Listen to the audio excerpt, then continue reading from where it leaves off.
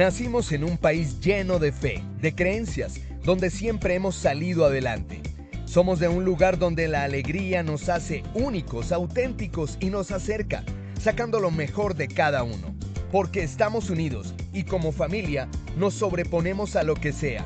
Los colombianos nunca estamos solos, siempre nos acompañamos, trabajamos juntos para lograr nuestras metas y esa solidaridad nos llena de orgullo. Somos parte de esta tierra y la vivimos con el optimismo que nos representa. Y es que Colombia nos pertenece, la felicidad que nos caracteriza nos pertenece, las ganas de ayudar nos pertenecen, el optimismo nos pertenece, la vida nos pertenece. Y la única aseguradora que es de todos los colombianos, no puede ser la excepción, Positiva nos pertenece. Por esto y mucho más, Colombia vive Positiva.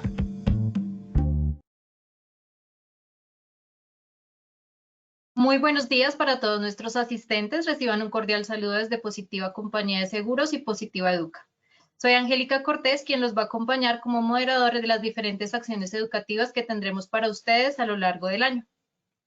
Para Positiva Educa es un honor tenerlos conectados en este espacio académico en el que estamos dando inicio a nuestras acciones educativas virtuales 2024, que vienen cargadas de muchísimas experiencias, formación y enseñanzas con las que buscamos crear un ambiente seguro, promoviendo la promoción y prevención en nuestro entorno laboral y cotidiano.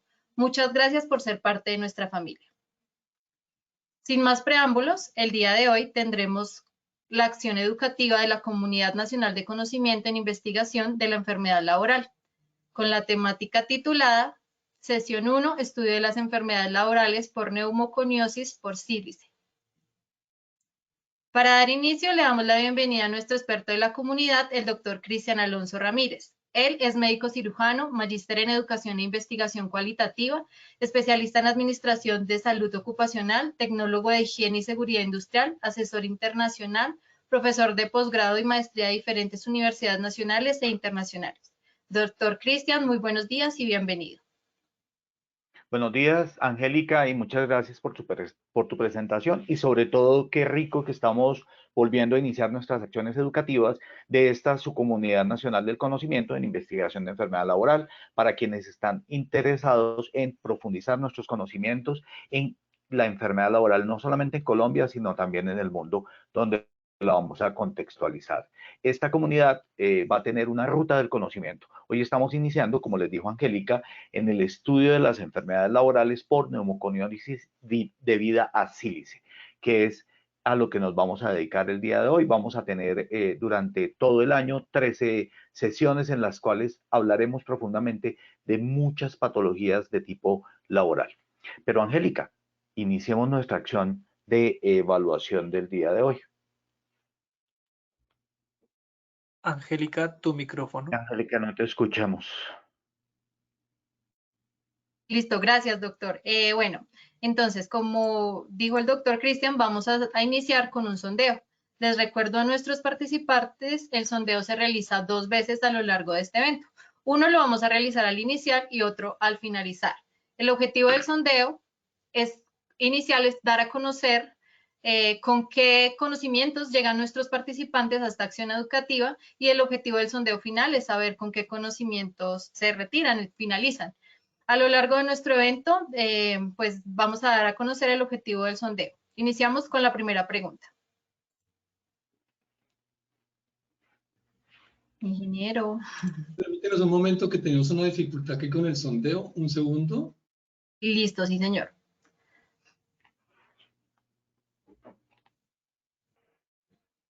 Bueno, mientras solucionamos el tema del sondeo, les queremos invitar a descubrir todas las acciones educativas que tenemos para ustedes en www.posipediatalleresweb.com o a través del canal de WhatsApp.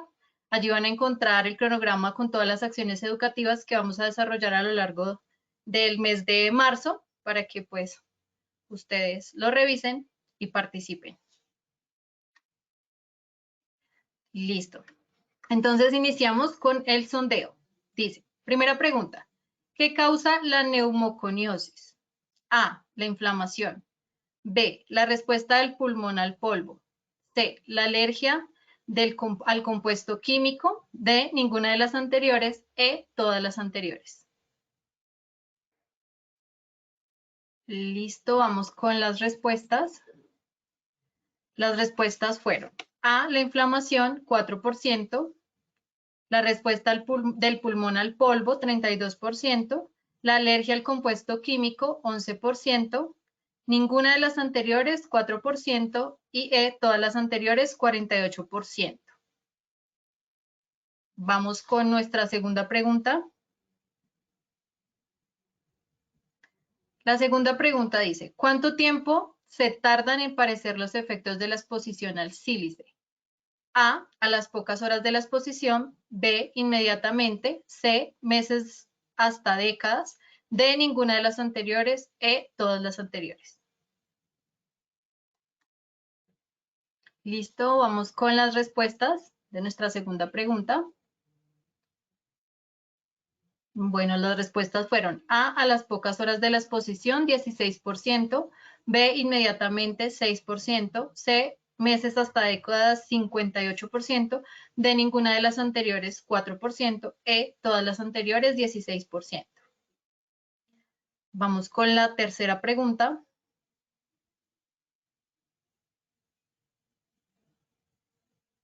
Listo, la tercera pregunta dice, los síntomas de la silicosis son A, tos, B, disnea, C, hemoptisis, D, ninguna de las anteriores, E, todas las anteriores.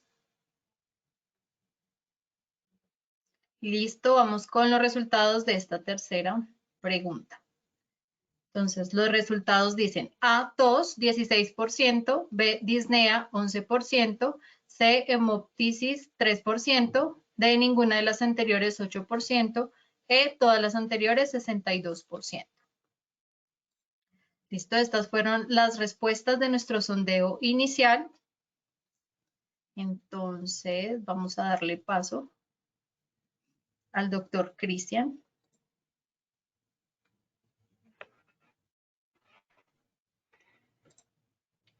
Muchas gracias, Angélica. Nuestra frase para el día de hoy va a ser de medicina. En términos de medicina hay una cosa muy importante y es que, como lo decía aquí Gabriel García Márquez, uno de nuestros excelentes autores y premios Nobel,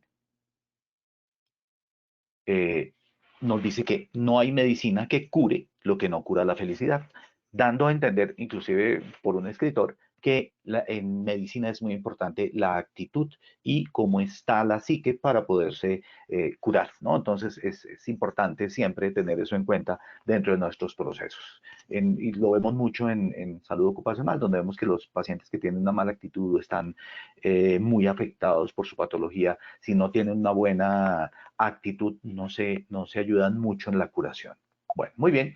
Pero para continuar en este tema de neumoconiosis de enfermedad laboral, nuestro objetivo va a ser revisar los aspectos principales de la neumoconiosis por sílice y entender, obviamente, cuál es la importancia de la silicosis en las empresas, qué tanto se presenta o qué tanto se podría presentar. Dentro de los objetivos específicos vamos a entrar a entender la fisiología pulmonar de una manera sencilla. No se preocupen, no vamos a dar una clase de fisiología a gran profundidad, comprender qué es la silicosis y cómo se diagnostica, cuál es su causa, cómo se evalúa el factor de riesgo ocupacional. Entonces tendremos en cuenta los TLVs y los DIs y finalmente recuerden que TLV significa Threshold Limit Value o valor límite permisible y BI índices biológicos de exposición, supremamente importantes en todos los programas que manejamos y los mecanismos de control, así como la calificación por donde se realiza. Bueno, muy bien. Entonces, iniciemos por la parte de anatomía.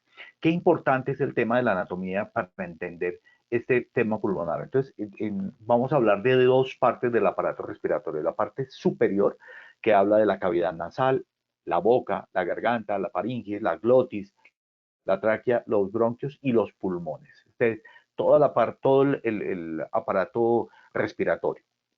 En la nariz hay cilios que atrapan el polvo y las partículas IVA y las barren fuera de la nariz.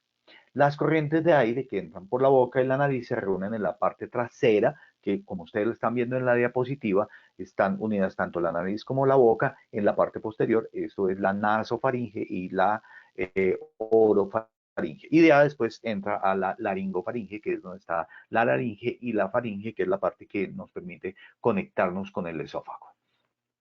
La tráquea, que está en el borde inferior, más o menos C6, o sea, como a la altura de los hombros, si lo pudiéramos ver de manera transversal, y allí comienza más o menos a bifurcarse, o sea, se divide la tráquea en dos bronquios, que es el bronquio derecho y el bronquio izquierdo, que son los bronquios grandes, fuente, y luego vienen a dividirse de manera, digamos, se abre en muchas ramas.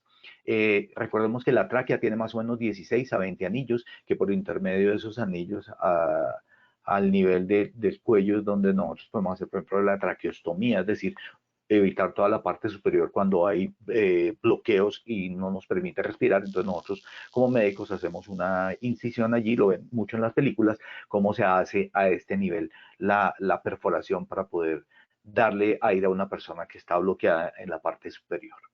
Muy bien, recuerden que igual está tapizada por un epitelio ciliar, eso quiere decir que tiene como deditos, como cilios, que le permiten movilizar el moco. Las vías, ya una vez tenemos la tráquea y los bronquios se dividen más o menos de 20 a 23 veces, o sea, tienen 20 a 23 bronquios, y a su vez, estos se subdividen en bronquiolos. Estamos hablando de más o menos de 1 millón de bronquiolos, imagínense esa bifurcación tan grande. Y terminan en 300 millones de alvéolos. Eso suena mucho, pero realmente si uno destruye el pulmón, por ejemplo, con hábitos como el cigarrillo o como el mismo sílice, pues obviamente estos alvéolos que inicialmente son tantos se van disminuyendo y no se reparan. Muy bien. Hay una cosa súper importante y es que la superficie a través de la cual respiramos, si la pusiéramos, pegáramos un alvéolo con otro y los extendiéramos de manera horizontal, tendríamos más o menos entre 70 y 100 metros cuadrados, que es una superficie muy grande. Es más o menos unas 80 veces la superficie del cuerpo. O sea, si cogiéramos la piel y la extendiéramos, nos daría 80 veces menos que lo que tiene de superficie el pulmón para absorber, para tomar el aire y para botar el CO2. Más o menos al día se manejan unos 10.000 litros de aire, que es una gran cantidad de aire la que estamos pasando a través de nuestros pulmones. Hay un bronquio que es más corto, que es el derecho, el izquierdo es un poco más recto, y como les decía, cada rama principal del bronquio se divide en bronquiolos. Entonces hablamos de bronquiolos secundarios, terciarios, cuaternarios y los terminales, que es donde termina el alvéolo. El alvéolo es como un saco, hagan de cuenta como un racimo de uvas, como lo están viendo allí, pero por dentro están huecas. Y esos huecos permiten, digamos, esas uvas huecas por dentro son las que permiten la unidad funcional del pulmón, que es el alvéolo. Aquí estamos viendo el alvéolo. En el alvéolo se va a dar el intercambio gaseoso. Por ende, los capilares son muy pequeños y se mezclan de lo arterial de lo venoso hacia lo arterial, que en este caso es al contrario, donde entra esa sangre azul que no está oxigenada y al pasar por el alvéolo se oxigena y sale de manera oxigenada y es como se ve rojita, que es como la forma de señalizar ese intercambio donde estamos sacando oxígeno y recibiendo CO2. La pleura es como si dijéramos que el pulmón y la caja torácica estuvieran pintadas por la parte externa. Y esto está lleno con un líquido que permite que el pulmón se adhiera a la caja torácica. Entonces, cuando nosotros inspiramos y nuestra caja torácica se expande, esa expansión lleva a expandir el pulmón. Y la otra parte que cubre la pleura es la parte del diafragma. El diafragma, y por eso es que a veces a uno le dicen respire con la barriga, realmente lo que está haciendo es aplanar el diafragma, lo cual hace que el pulmón se dilate y así hacemos la inspiración. Obviamente que mucho más efectiva es la respiración diafragmática que la respiración de tipo costal, por la reja costal, porque tiene una movilidad más limitada. La función principal, y lo estamos viendo aquí en el alvéolo, recuerdan que les dije que era como una uva abierta por dentro, es esta, y en esta lo más importante que hace el pulmón es aportarle oxígeno al individuo. ¿Eso qué quiere decir? Que cuando el alvéolo y el pulmón se dañan, pues no nos llega oxígeno, ¿no es cierto? Pero también eliminamos dióxido de carbono. El dióxido de carbono, pues obviamente ya no nos es útil y por eso digamos que la forma de utilización y se expulsa para que no se mantenga. Eso balancea el pH. ¿Eso qué quiere decir? ¿Qué quiere decir el pH? Es el balance entre la acidez y lo básico de la sangre. No podemos tener una sangre muy ácida, por eso este intercambio que nos permite sacar dióxido de carbono y meter oxígeno balancea el pH. Pero también nos protege nuestros pulmones de la contaminación ambiental. ¿Se acuerdan que les dije que habían unos cilios? Pues los cilios es la forma en que el pulmón a todo lo largo de su epitelio permite tomar en el moco estas noxas o estas contaminación ambiental, virus, bacterias, todo esto, y es capaz de expulsarlo, es decir, con los deditos como que lo va sacando. A eso llamamos nuestra capacidad de defensa y nos protegen de la contaminación ambiental. Además de eso, el pulmón tiene una unidad funcional con el corazón, entonces ellos dos se protegen, tanto el corazón protege el pulmón como el pulmón protege el corazón. Muy bien. La ventilación pulmonar. ¿Qué es la ventilación pulmonar? O sea, ¿cómo hacemos la ventilación pulmonar? Hablamos de la inspiración y la expiración. Nuestros pulmones no se desocupan. Cuando a uno le dicen expire y bote todo el aire, realmente usted no bota todo el aire. Queda una capacidad residual. Pero digamos que lo que está entrando y saliendo son como 500 centímetros cúbicos más o menos. Y nuestra frecuencia respiratoria son 16 veces por minuto aproximadamente también. Entonces, cada vez que inspiramos y expiramos durante un minuto, estamos haciendo 500 centímetros por nuestra frecuencia respiratoria, es decir, por 16. Eso son más o menos 8.000 centímetros cúbicos. Y eso multiplicado en el día nos da los 10.000 litros de los cuales estábamos hablando al inicio. Muy bien. La inspiración es activada por músculos, o sea que es activa, mientras que la expiración, botar el aire, es un proceso pasivo. No utilizamos músculos para botar el aire. Ellos van saliendo solos cuando se hace de manera fisiológica, ¿no es cierto? Muy bien. Hay que tener en cuenta que nosotros respiramos por mecanismos químicos. ¿Eso qué quiere decir? Que cuando nuestra sangre comienza a tener poco nivel de oxígeno, mucho nivel de CO2 y el pH se desbalancea, inmediatamente se disparan los mecanismos que permiten que uno inspire de manera activa.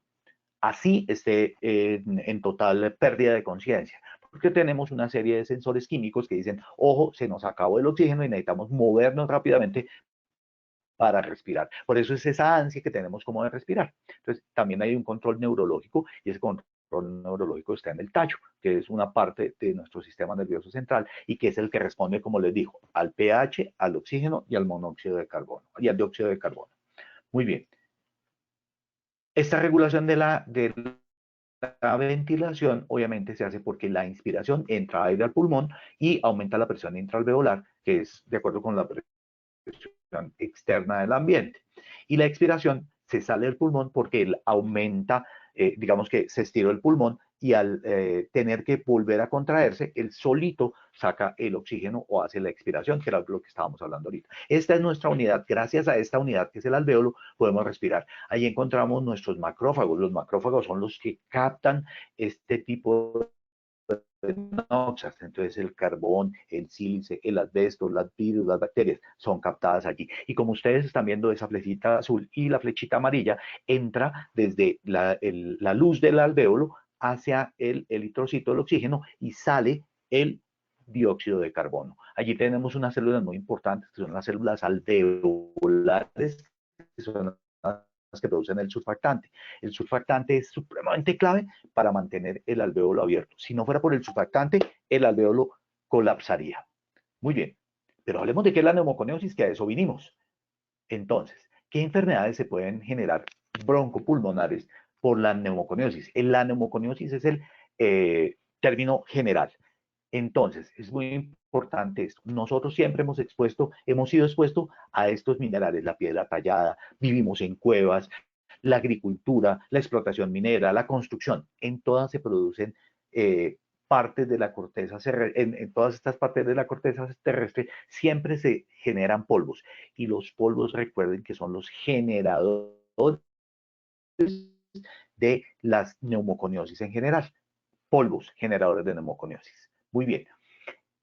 Recuerden además de eso lo siguiente, es que todas, y vamos a mirar ahorita qué actividades económicas generan el proceso, cómo se evalúa el polvo y qué fuentes hay. Y luego vamos a ver cómo evaluamos desde la parte orgánica o médica el tema. Entonces, El agente causal, o sea, ¿qué causa la neumoconiosis en general? Es el polvo. Y la silicosis, el polvo de sílice. También hay polvo de carbón que produce otro tipo de neumoconiosis, de la cual hablaremos más adelante, que es la neumoconiosis de los mineros de carbón, o la neumoconiosis por asbesto también, que es producida por las fibras de asbesto. Muy bien. Esas partículas pueden ser, cuando son redondeadas, regulares, se llaman polvo, y cuando están alargadas se llaman fibra, cuando son más largas que anchas. En general, todas pueden producir este tipo de neumoconiosis. Fue Circa, Paracelsus y Paracelsus los que por primera vez describieron a través de su teoría de los humores la silicosis y comenzaron a hablar de silicosis. Ya para esta época, es decir, para el año 1500, 1400, ya se hablaba de la silicosis. Pero vamos a hablar específicamente de la neumoconiosis. Los códigos de enfermedad CID son los J64 y aquí vamos a ver qué es la acumulación del polvo en los pulmones. Pero ojo, el polvo es lo que causa la reacción, pero el por qué nos enfermamos es porque nuestro pulmón reacciona a esa presencia del polvo. ¿Cómo se llama ese polvo? Y eso es lo que genera la enfermedad, cómo se acumula el polvo y nosotros respondemos a esa presencia del polvo en los pulmones. Eso es lo que nos termina generando la silicosis. Los periodos de latencia son largos. ¿Eso qué quiere decir? Que para que entre el momento en que yo me exponga, se me produzca la enfermedad, pueden pasar meses o hasta muchas décadas. Décadas son varios, ¿sí?, periodos de 10 años. Entonces, eso significa que tenemos hay un poco de disminución del internet, ingeniero. Sí, ¿Me doctor, están oyendo estamos bien? presentando algunas fallas, entonces le desactivamos la cámara. Perfecto, me imaginé. Bueno, continúo. Me están avisando, por favor, estoy pendiente. Muy bien, entonces, obviamente, cuando hablemos de silicosis, y esto es para efecto del agatizo, no vamos a hablar ni de cáncer, ni de hernia, ni de bronquitis. No significa que el sílice no la produzca, significa que no se habla de ellas para poder hablar solamente de una de las tantas patologías, siendo esta una de las más importantes. En general, de la neumoconiosis vamos a hablar de la silicosis, de la neumoconiosis del minero de carbón, que es la J60, y la asbestosis, que es la J61. Entonces, recuerden que hoy en día vamos a hablar solamente de la silicosis. Muy bien, ¿qué es la silicosis? Entonces, el sílice son los cristales. Hay también sílice amorfo, es decir, que no, amorfo es sin forma, no tiene forma de cristal. Esos cuarzos que se ponen a veces para temas energéticos, a eso llamamos el sílice. Obviamente estos son muy pequeños, menores a 5 micras, que son los capaces de entrar al pulmón. ¿Cómo se presenta la silicosis? Entonces podemos hablar de una silicosis crónica, que aparece después de décadas, de 10, 20, 30 años de exposición.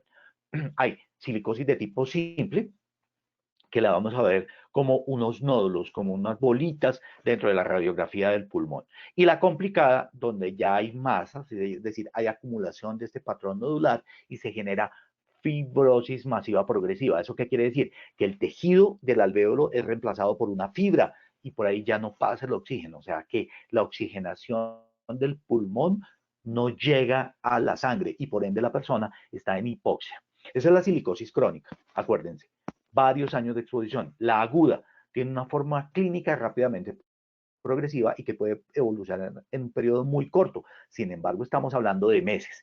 Por ejemplo, una exposición aguda de las que son así muy conocidas son la que le pasó a los bomberos cuando se dieron la caída de las torres gemelas. Allí la cantidad de sílice por la destrucción de estas torres fue tanta y los pulmones de los bomberos se vieron expuestos de manera tan aguda que meses después generaron la patología.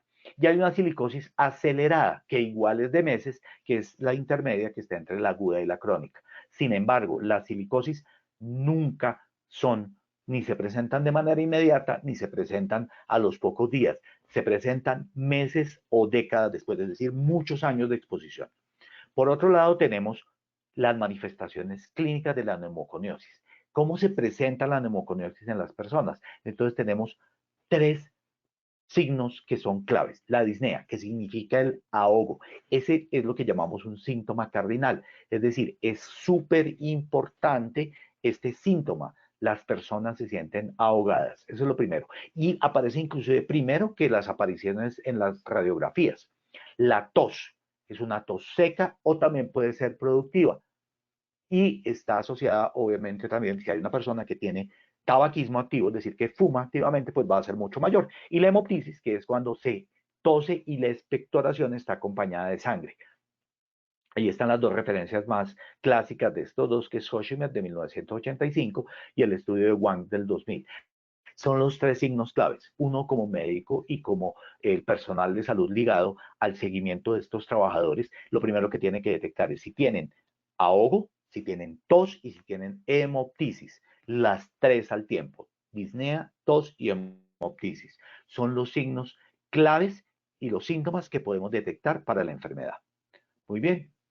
¿Cómo es el factor de riesgo? Entonces, obviamente que estamos hablando de sandblasting, como ustedes ven acá, el polvo no se va a ver como los cristales que les mostraba inicialmente, pero sí, por ejemplo, en las labores de esmerilado, corte, destrucción, construcción, siempre vamos a encontrar la exposición a este tipo de factores.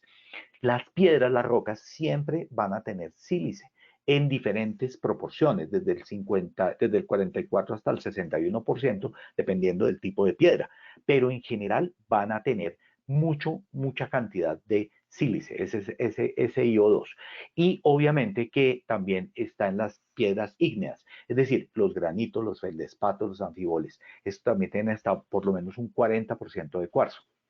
En mineralogía se hace el estudio de la piedra, o sea, cuando se entran a construcciones y a este tipo de temas, siempre es importante que se detecte el tipo de piedra o el tipo de suelo en el cual se va a sembrar o se va a construir. Eso nos mira, por ejemplo, que el sílice libre del SiO2 está entre cuarzo, tridimita y cristobarita. Los silicatos, como las arcillas y las micas que se utilizan para hacer los platos, todo este tipo de temas, también están y tienen SiO4. El feldespato, que son las serpentinas, el crisolito, los anfiboles, tienen, por ejemplo, el asbesto. Y los carbones, como la antracita, que también hacen parte de estas piedras y de estos terrenos de los cuales estamos hablando. Entonces, siempre es importante entrar a investigar en qué tipo de terreno se van a desarrollar las actividades. Este es un cuadro tomado de Drisco en el 2005 que habla de los porcentajes promedio de trabajadores expuestos a sílice y asbesto, esto en Estados Unidos y en la Unión Europea. Entonces, miren cómo para sílice, en donde más se exponen, de acuerdo con este cuadro, es en la minería. O sea, siempre que pensemos en labor minera, hay una gran exposición a sílice. La construcción, 18.8%, también una gran exposición a sílice, pero no es menos importante la exposición en manufactura, electricidad y agricultura. Es súper importante, al igual que en el transporte. Entonces, siempre tendremos que tener en cuenta que si nuestra labor, si en donde desarrollamos nuestras labores están expuestos de esta manera, van a tener exposición a sílice. Digámoslo de esta manera clara también, y es que en general, todas las labores generan exposición a sílice.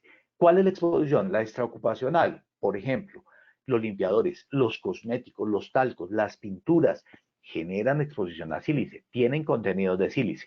Ahora miremos la ocupacional, cómo nos exponemos al cuarzo. Entonces, la más estudiada es la que tiene que ver, y aquí hay varios estudios, el de Freeman, el de Gettysburg, que habla de, por ejemplo, que en las industrias de las cuales estábamos hablando, como la construcción, 48 de cada 100 industrias superaban el TLB, es decir, estaban por encima de lo permitido. La fundición está más o menos en niveles de cuarzo que van entre el 5 y el 100% del material particulado, o sea, es altísimo. Las fundiciones de hierro, acero, aluminio, van en rangos muy altos. Estos, por ejemplo, estudios de Finlandia y Suecia, imagínense cómo sería aquí en Colombia. Los niveles elevados de exposición se van a dar porque nunca pensamos, por ejemplo, que la cerámica genere sílice, el cemento, eso sí, claro, el vidrio y todas las subactividades económicas como el moldeo y el pulido de las mismas van a generarlo.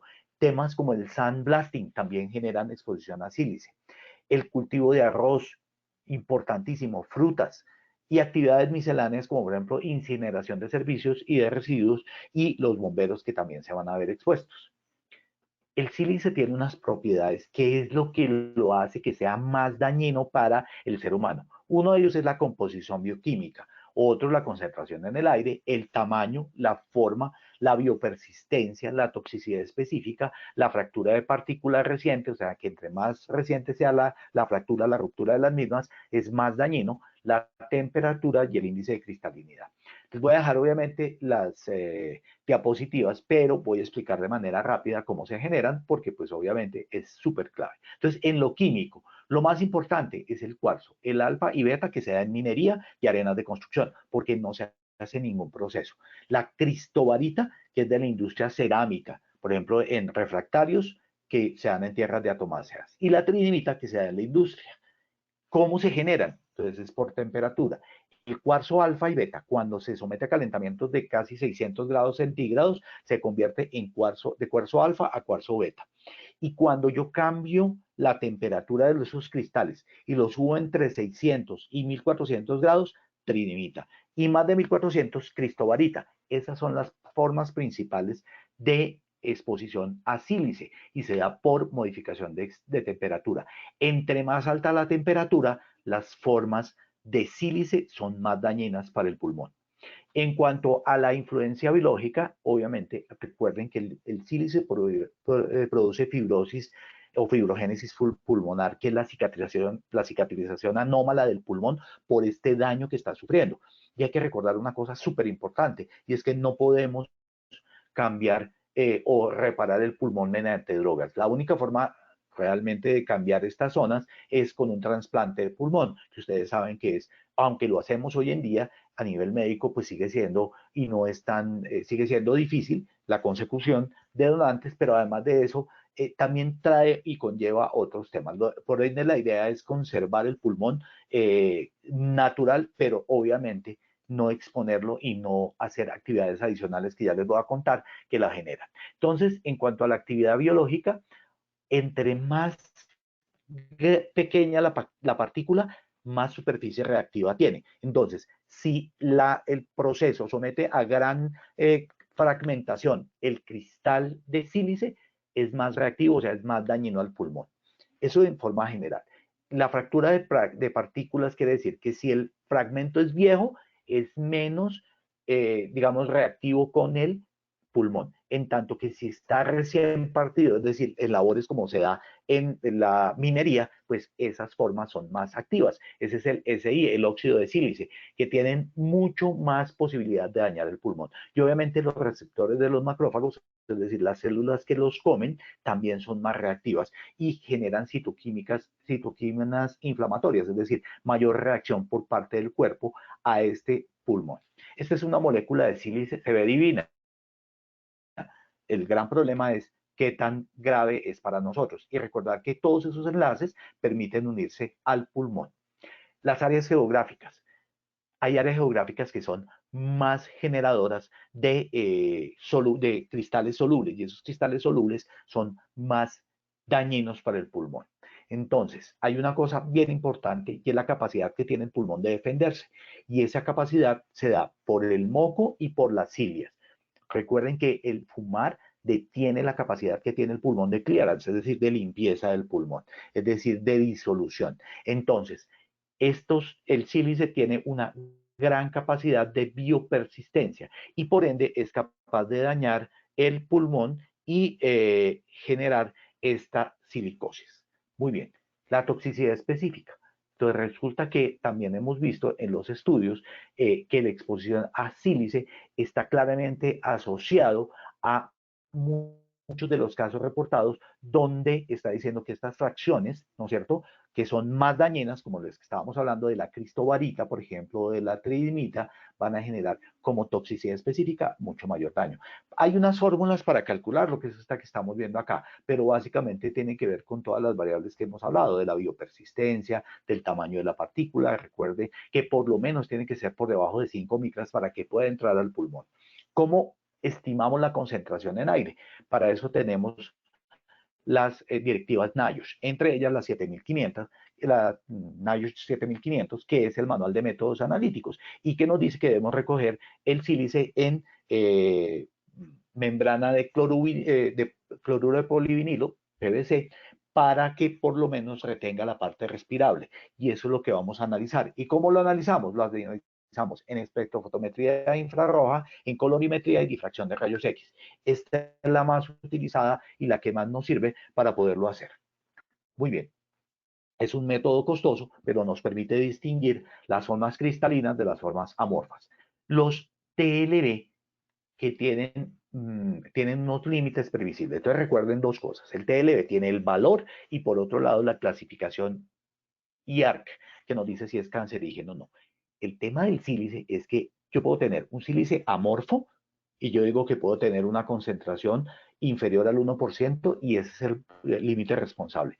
Sin embargo, y permisible. Sin embargo, cuando estamos hablando de sílice cristalino, pasa del 1% a 0,25, o sea, de 3 miligramos a 0,25 miligramos. Es decir, tenemos mucho menos tolerancia al sílice cristalino. Y la clasificación del sílice es A1. Eso quiere decir que es carcinogénico. Vamos a hablar de esto un poquito más adelante. Recuerden que hay una nueva norma que salió en el año 2022 y que habla de que trabajamos sobre la resolución 2400.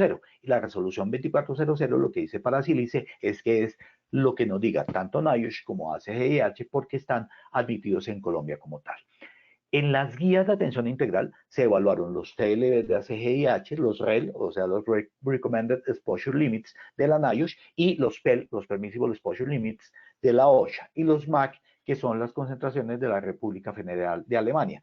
Estos se evaluaron, pero en Colombia realmente solamente tomamos el TWA. A manera de recordación, les digo que los TLB vienen para 40 horas semana, 8 horas día. Pero como los mineros seguramente y las personas que se exponen a este tipo de sílice trabajan mucho más tiempo, utilizamos la fórmula de Brief y escala para llevarlo a las diferentes jornadas, a 44 o 48 horas la van a tener allí para que puedan tenerla en cuenta cuando se haga la evaluación. Y desde el punto de vista médico nosotros tenemos que saber, uno, cuáles son las mediciones, cómo se evalúa y cuáles son los límites previsibles, porque esto es lo que me va a permitir decir cada cuánto evalúa a estos trabajadores. ¿Cómo se hace el control de la exposición? Entonces, lo primero, debo conformar los grupos de exposición similar, es decir, debo conformar grupos de personas que se expongan más o menos a la misma concentración. Dos, debo hacer valoraciones subjetivas. Eso quiere decir que, según el grado de exposición, yo voy a mirar, de acuerdo con esa experiencia y esas observaciones y los históricos de las evaluaciones ambientales y biológicas, cómo voy a clasificar esos grupos en bajo, moderado y alto. Y ahorita les voy a explicar cómo va a ser. Entonces, eso se confirma mediante la evaluación ambiental, pero bajo significa que las concentraciones están por debajo del nivel de acción.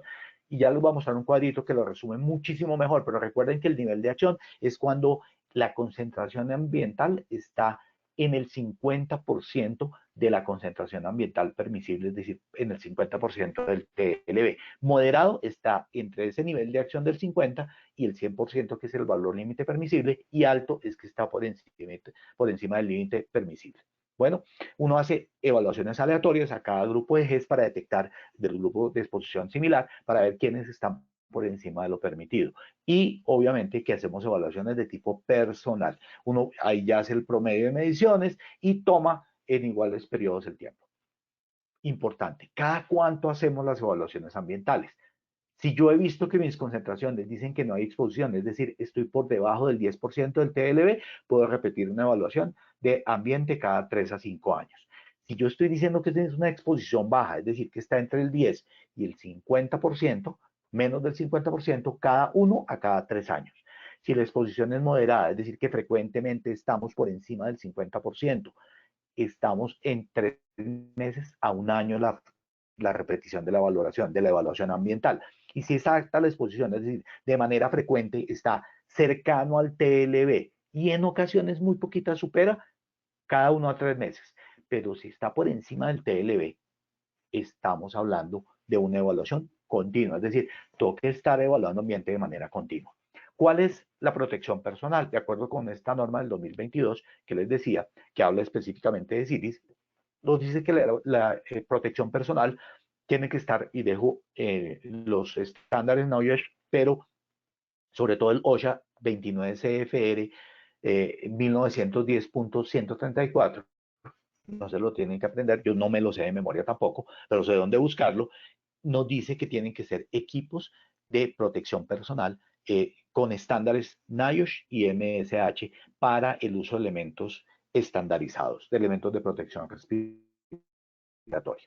Muy bien, les dejo esto porque lo tienen que tener clave y es cuáles son esos, cómo elegir el elemento de protección personal. Entonces, obviamente depende del tipo de trabajo, del sistema de ajuste, es decir, cómo hace el fit en la cara, cuál es la limitación, cuál es la vida útil del equipo, cuál es la compatibilidad con otros equipos de protección y luego conocer obviamente el factor de protección asignado. Debo hacer una muy buena evaluación médica, debo ver el factor de ajuste, debo inspeccionar que el sellado se dé perfecto y obviamente debo hacer un mantenimiento y un guardado específico de estos elementos de protección personal.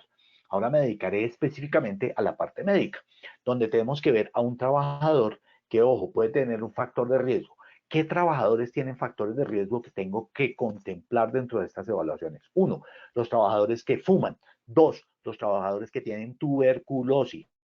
Es decir, recuerden que el trabajador con tabaquismo disminuye su capacidad de defensa del sílice. Por ende, sería preferible que ningún trabajador que sepamos que va a estar expuesto a este tipo de patología tenga exposición a sílice. Preferiblemente, si va a trabajar en minería, en construcción, no debería fumar. Preferiblemente. Ahora recuerden otra cosa, y es que la tuberculosis se asocia mucho a silicosis. Es decir, casi siempre que encontramos trabajadores con silicosis pueden tener una tuberculosis allí asociada, lo cual es que esto sea una tragedia completa. Hay una asociación entre tuberculosis y silicosis muy alta, y eso hace que sea más dañino y más complicado. Por eso vamos a tomar exámenes de tuberculina, es decir, para saber si el trabajador tiene tuberculosis, porque eso es una asociación totalmente harta para el trabajador, por no decir mortal o por lo menos muy invalidadora. Hay una susceptibilidad individual que se ha detectado. Entonces, hoy en día ustedes saben que nosotros sabemos sobre el código genético. Ese código genético nos dice que los mineros de Sudáfrica tienen unos polimorfismos que hace que sean más susceptibles a enfermar. Lo mismo que los mineros que tienen, por ejemplo, o los trabajadores que son o que tienen orígenes caucásicos, es decir, europeos. Y los japoneses también. Unos HLA que son antígenos de histocompatibilidad específicos, el B7 y el BW54. O sea que uno podría, si quisiera, tomar estos exámenes y si estos trabajadores que vamos a exponer tienen estos, digamos que marcadores genéticos, preferiblemente no deberían tenerlo. ¿Cómo se hace el seguimiento? Entonces recuerden que la resolución 2347 dice que uno debe hacer un examen médico de ingreso, un periódico y uno de egreso. Ya les voy a decir exactamente qué debemos hacer, pero lo interesante es que estos trabajadores regulan esa posibilidad de tener estos exámenes de acuerdo con la exposición. Entonces vamos a trabajarlo un poquito más en detalle aquí. Entonces, ¿cómo es ese programa? Entonces, recuerden, mi historia ocupacional para silicosis debe tener los datos de identificación, obviamente, el perfil del puesto de trabajo, qué actividades realiza y cuál es la exposición potencial, qué antecedentes se tienen. Entonces, ahí está exposición a polvo, a químicos, a gases, a vapores. ¿Cómo se registró esa exposición acumulada al sílice? Entonces, yo voy haciendo un seguimiento de la exposición del trabajador y qué niveles habían de sílice en momentos dados de la historia del trabajador. Hago un historial médico preguntándole qué, 3 cosas. ¿Tiene disnea, es decir, se ahoga? ¿Tiene tos? ¿O tiene esputo con sangre? Si tiene estas 3, recuerden que eso es clave. Luego, con esos 3 elementos es que yo les hago la vigilancia. Y si tiene antecedentes tóxico-alérgicos, ¿cuál? Si fuma, básicamente. ¿Sí? Y si ha tenido exposición a tuberculosis en la familia. Punto clave, radiografía de tórax. ¿Pero cuál? Con lectura de la Organización Internacional del Trabajo, es decir, que son médicos especialistas que han tomado esta lectura y que están certificados. ¿Listo? Que esa es la que nos permite saber si la radiografía tiene o no y nos presenta exposición al sílice. Segundo, hay que hacerles espirometría, de acuerdo con los estándares de la ATS, de la American Thoracic Society y de la Sociedad Respiratoria Europea, que serían unos de los que podríamos utilizar. La tuberculina siempre se les aplica y es una prueba que se coloca en la piel y se mira qué tanto se expande. El diámetro debe ser 10 milímetros y si está en 10 milímetros se induró y se puso rojo, que eso lo leemos nosotros en los laboratorios, nos va a decir que tiene una tuberculina positiva, entonces estudiamos si tiene una tuberculosis. Ya saben por la asociación tuberculosis-silicosis. Y el cuantiinterferón, que está aprobado por la FDA, que básicamente nos va a permitir mirar qué está pasando con estos otros tipos de patologías, incluye también, obviamente, la tuberculosis. Se pueden hacer exámenes como la difusión de monóxido de carbono. Está sugerida, pero realmente no es tan fácil de hacer, está limitada porque es costosa y porque solamente se puede hacer en los laboratorios. Marcadores como los ANA y los factores reumatoideos tienen bajo valor predictivo, de manera tal que no se utilizan. Lo mismo pasa con la búsqueda de pulmón, esa sí es clave. El cáncer pulmonar, porque una persona que tiene tos, disnea y esputa con sangre, o sea, saca su expectoración con sangre, también podría tener un cáncer pulmonar. Entonces, por eso es clave hacer un TAC pulmonar que nos detectaría esta probabilidad. La vigilancia en salud, entonces recuerden, al inicio del contrato, hacerle la primera evaluación. ¿Listo? A partir del segundo año y hasta el décimo año, yo debería evaluar estos trabajadores cada 3 años y después del décimo año, cada 2 años, porque recuerden que aquí, en la medida en que aumenta el tiempo de exposición, aumenta la probabilidad de silicosis. Y obviamente hay que hacer una valoración clínica de tuberculina a todos los trabajadores que se exponen a sílice por la exposición y la probabilidad de tuberculosis. Y una valoración al finalizar, donde repito, la tuberculina, los rayos X de tórax y obviamente también podríamos hacer un TAC si estamos sospechando que el trabajador ya ha tenido una exposición a cáncer. Muy bien, la radiografía se ve de esta manera, esta es la forma en que se debe tomar, esta es una P y esta es una lateral, como aparece aquí. Y miren que es este patrón nodular, si ven que tiene como forma de algodón. Yo sé que es difícil de ver a veces para los que estamos entrenados en el tema, digamos que podemos ver la anatomía y además de eso ver este patrón moteado, que es una silicosis ya donde hay sitios de conglomeración. Entonces, por ejemplo, donde está el moteado simple, estamos hablando de una silicosis de tipo simple, pero cuando ya se asocian varios, va a tener la probabilidad de tener una silicosis complicada que habíamos hablado al inicio. También los ganglios mediastinales, que son estos que están hacia el centro, el mediastino es como la parte central del tórax, por decirlo de alguna manera simple, tienen forma de cáscara de huevo y esos ganglios ya me indican que hay problemas. ¿Cómo es el tema del proceso? La espirometría, obviamente, recuerden que me va a mostrar con el BEF1, que es la volumen expiratorio forzado en el primer segundo, que hay una afectación, pero esta afectación también puede ser tabaquismo, ¿no es cierto? Entonces yo voy a tener eso en cuenta.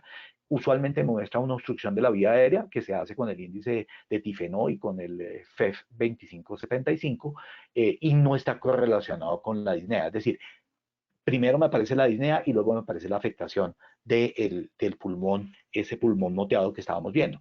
Desafortunadamente, para cuando aparece ya es muy tarde, entonces por eso es importante tener en cuenta la disnea, la expectoración y obviamente cómo está presentando el esputo, o sea, la descarga de este trabajador. Y de acuerdo con eso yo puedo entrar a mirar varios exámenes allí. Aquí estamos viendo 3 formas de neumoconiosis, la de los mineros de carbón, por sílice y por asbestos. Digamos que cada uno lo hace de manera distinta. El carbón, digamos que permite un poco más de enfisema. La silicosis hace estos nódulos que destruyen totalmente el alvéolo y el asbesto, que es esa fibra que es indestructible por parte de los mecanismos de defensa del pulmón y por eso se vuelve una fibrosis intersticial que es tremendamente dura. Después hablaremos tanto de la neumoconiosis de carbón como de la asbestosis. En esta radiografía estamos viendo, si ustedes ven al lado derecho, encima de la ápice del corazón, una zona como unos huequitos. Eso ya me está indicando zonas de nódulos activos de tuberculosis. Recuerden, asociación tuberculosis, silicosis, por eso hacemos la tuberculina.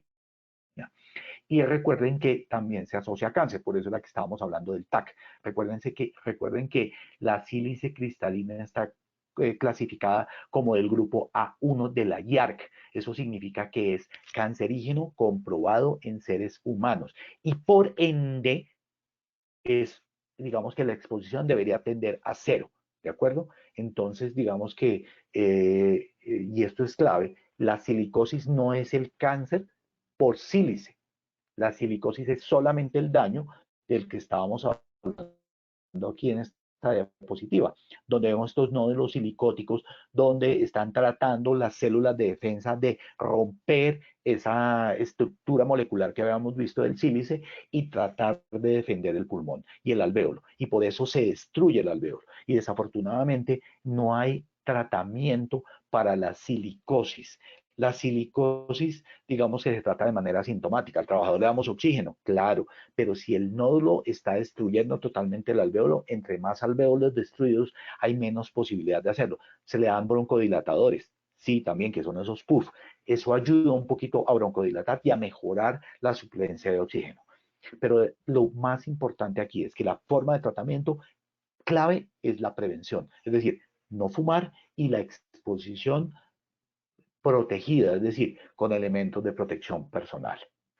El sílice es ubicuo, significa que lo encontramos en cualquier parte de los sitios donde vivimos y trabajamos. Por ende, mi mensaje el día de hoy es cuidémonos de esa exposición al sílice y tengamos siempre protegidos a nuestros trabajadores y también para nosotros mismos. Aquí les dejo una bibliografía en la cual estamos hablando de la resolución 2467 del año 2022, que se las había mencionado, que habla de la exposición al sílice cristalino respirable. Entonces, es muy importante que la tengan en cuenta, al igual que el estudio de Driscoll, que es supremamente clave, y las guías de atención integral o Gatizo, que están, y les dejo en ambos los links para que puedan entrar y consultarla, y si quieren profundizar un poquito más de lo que aparece aquí en estas diapositivas y de esta charla que aunque la hacemos en este tiempo que es clave desde el punto de vista de capacitación, también es muy importante que si ustedes quieren aprender mucho más, puedan profundizar con estos links. Ahora bien, no sé si tengan preguntas. Aquí veo algunas preguntas, las resolveremos al final. Y por ahora, yo creo que podemos entrar a trabajar con la evaluación. Muy bien. Angélica. Ya, aquí ya compartí mi cámara. Angélica, nos disponemos para la evaluación. Listo, sí, señor. Entonces, ingeniero, por favor, vamos a dar inicio a nuestro sondeo final para ver, pues, cómo nos va al finalizar ya con toda nuestra acción educativa ejecutada. Ingeniero Fernando, bueno, vamos con la primera pregunta. ¿Qué causa las neumoconiosis? A, la inflamación. B, la respuesta del pulmón al polvo. C, la alergia al compuesto químico. D, ninguna de las anteriores. E, todas las anteriores. Perfecto, vamos con las respuestas.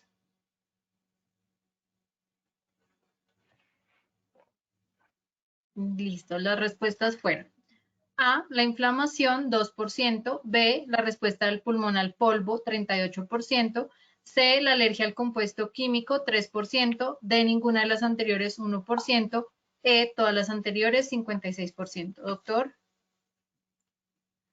según Nos fue muy estas... bien, pasamos de una respuesta positiva que era la B. Sí, La pasamos de una D. respuesta positiva que era la B del 32 al 38. Listo. Hay una cosa muy interesante y es que la gente obviamente correlaciona al que mencioné inflamación. Efectivamente, digamos que hay unos compuestos inflamatorios, pero lo clave es la respuesta al polvo. Esa clave, eso es la clave de este problema. Es cómo respondemos, no realmente la sílice como tal. Ok, doctor, muchas gracias. Vamos con la segunda pregunta. ¿Cuánto tiempo se tardan en aparecer los efectos de la exposición al sílice?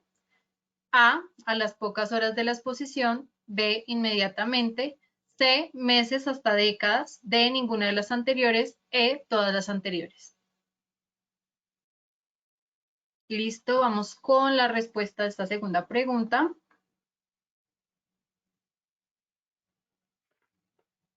Y nuestras respuestas fueron A, a las pocas horas de exposición, el 5%, B, inmediatamente el 3%, C, meses hasta décadas, el 83%, ninguna de las anteriores 0% y todas las anteriores 8%. Quiere decir que la mayoría opinó que meses hasta décadas. Muy bien, esa era la respuesta correcta. Pasamos del 58% de positividad al inicio al 83% de respuestas adecuadas. Listo, Muy bien. perfecto. Sí, nos fue muy bien. Vamos con la tercera y última pregunta de nuestro sondeo. Los síntomas de la silicosis son A, tos, B, disnea, C, hemoptisis, D, ninguna de las anteriores, E, todas las anteriores. Recuerden que hemoptisis es sangre en la expectoración. Ok. Sé que es difícil inclusive de pronunciar, pero eso significa hemoptisis. Sí, es un poco difícil, hemoptisis. Sí. Hemo de sangre, tisis de expectoración. Ok, gracias doctor por la aclaración.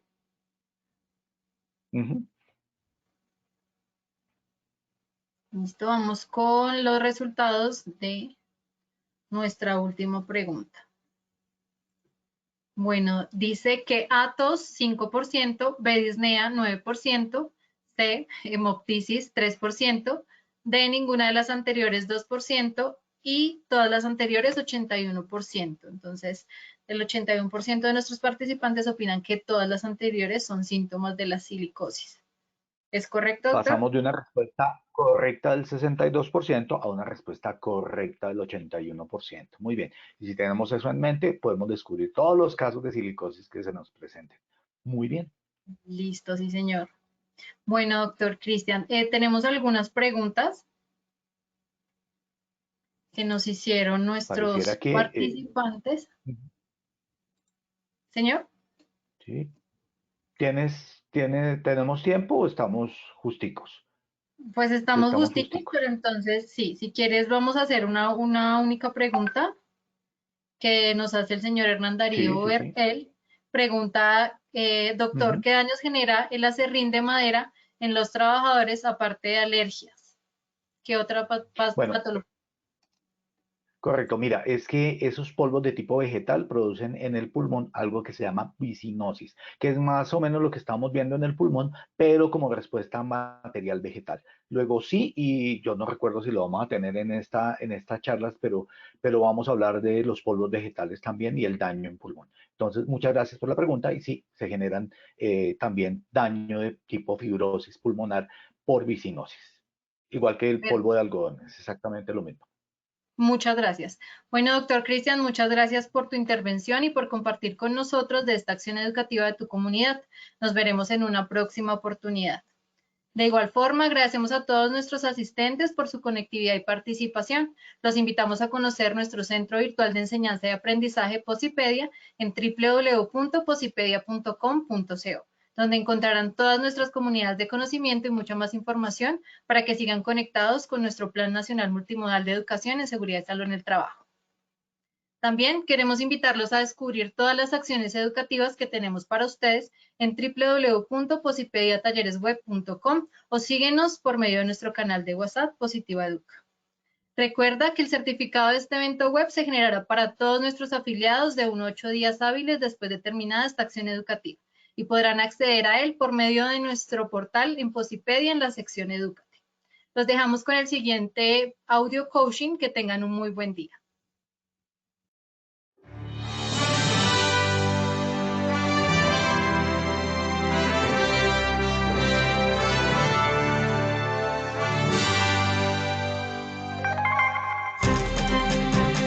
Bienvenidos. A partir de ahora dispongan cada uno de sus sentidos para vivir y disfrutar las experiencias sonoras de Positiva Educa.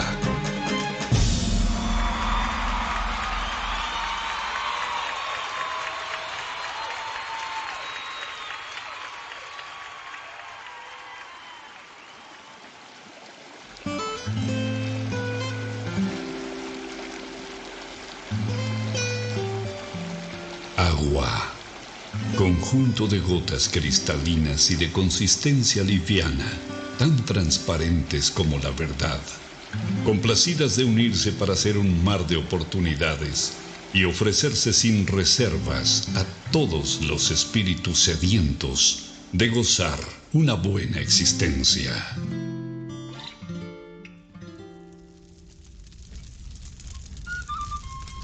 Fuego. Luminosidad calórica que abraza los corazones de todo aquel que se ilusiona, emprende, ama, anhela y lucha hasta cumplir cada uno de sus sueños. Aire. El reconfortante aliento que exhala Dios sobre nosotros en cada despertar, alentando nuestro andar para hacernos comprender que vivir es más que respirar. Vacío. Es todo aquello que estamos llamados a rebosar del infinito amor que existe dentro del universo que somos cada uno de nosotros. Deberíamos vivir más natural que materialmente para unirnos y ver el horizonte más claro, y así no encontremos toda la felicidad. Por lo menos descubriríamos el camino. Procuremos ser como el agua, transparentes, livianos a la hora de tratar a los demás y ofrezcámonos sin reservas al momento de servir y ayudar a quien nos necesita. Seamos luminosos, amigables y calurosos como el fuego, abrazando los momentos de necesidad, soledad y frío en las personas que están a nuestro alrededor. Si fuésemos como el aire, respiraríamos todo lo bonito que hay en los demás y exhalaríamos todas las cosas buenas que llevamos dentro, dejando atrás todos los malos sentimientos que nos aprisionan el corazón. Solo así sentiríamos en vida el verdadero vuelo de nuestras almas. Si nos arriesgáramos a descubrir y adentrarnos en el vacío del que nos hemos llenado, seguramente encontraríamos que allí es donde están algunas de nuestras barreras que nos impiden expresar todo lo valioso que tenemos dentro. Trabajar con toda la sensibilidad de nuestro ser nos brinda la oportunidad de aprender y practicar la esencial misión de nuestra vida, que es florecer. Trabaja con amor. Colombia vive positiva.